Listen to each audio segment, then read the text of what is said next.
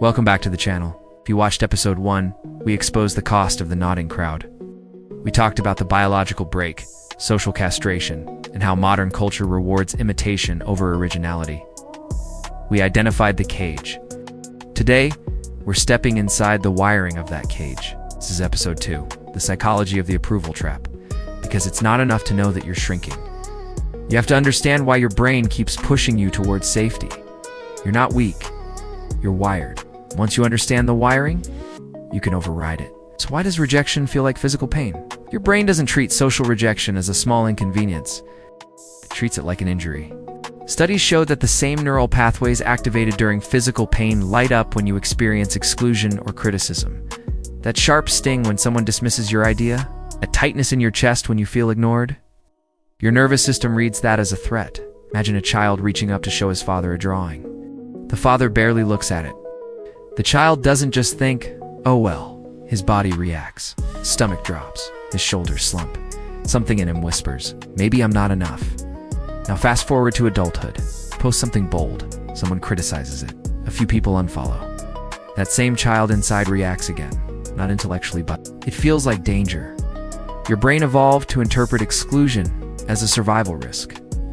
So it pushes you toward behaviors that maintain belonging. Stay agreeable, stay safe, stay liked. It's like touching a hot stove. Once you feel the burn, you hesitate next time. The problem is, in 2026, disagreement is not a burning house, it's just friction. But your nervous system hasn't updated the software. And until you recognize that, you'll keep mistaking discomfort for danger. Now let's talk about the trap within the trap. Validation loops and modern algorithms.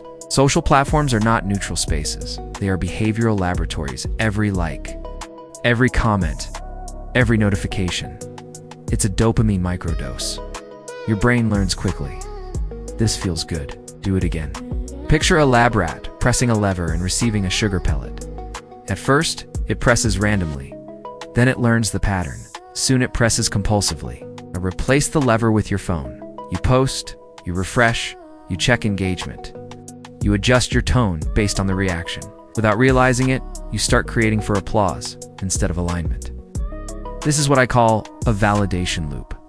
You say something safe, performs well. You say something bold, engagement dips. Your brain makes a note. Safe equals reward, bold equals risk. And so you calibrate, slowly, subtly, until your voice becomes optimized for likability instead of truth.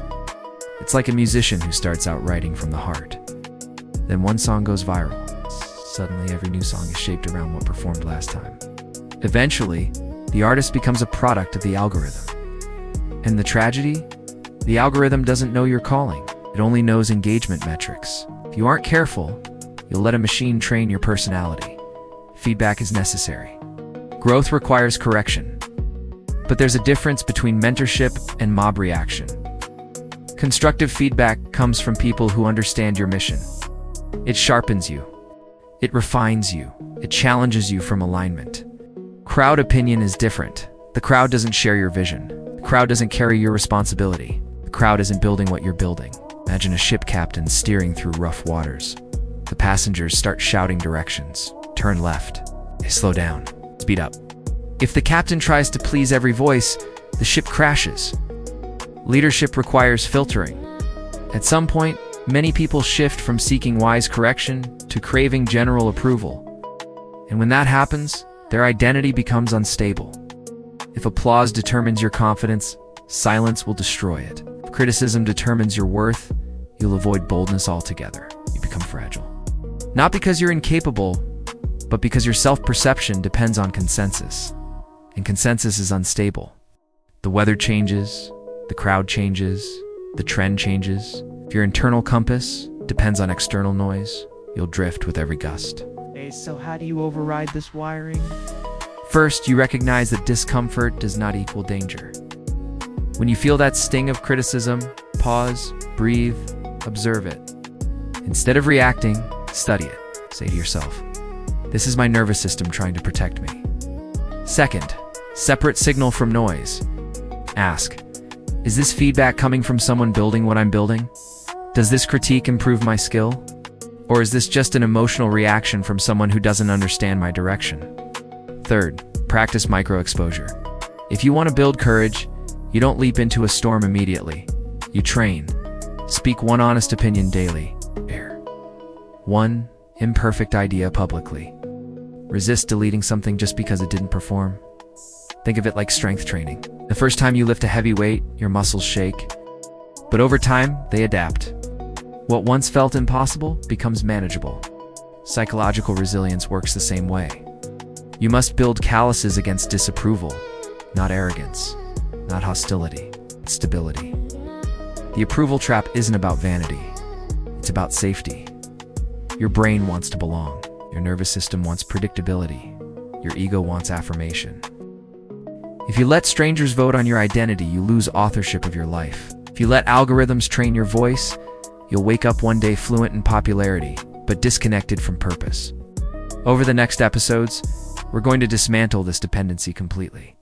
We're going to build internal authority. We're going to move from permission-seeking to responsibility-taking. Before we close, I want you to reflect honestly. Where have you been optimizing for applause instead of alignment? Drop it in the comments. I read them. Let's build a conversation around this. If this episode gave you clarity, like the video, share it with someone who's been shrinking. And if you're serious about growth, subscribe, because this series is building layer by layer. We're not chasing approval. We're building authority. This is the Ordinary Guy 2.0, responsibility before ego.